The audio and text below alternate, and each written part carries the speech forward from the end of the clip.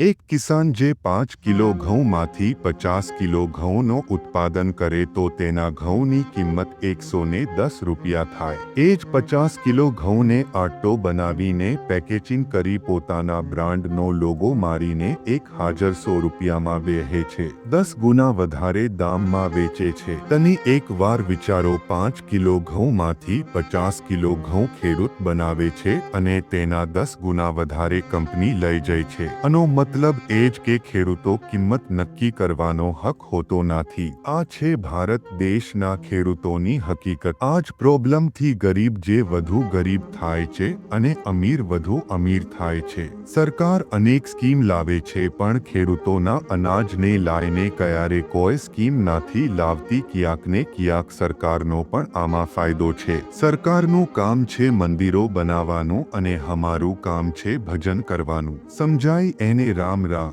આવા જ વિડીયો માટે આ પેજને ફોલો કરી લેજો।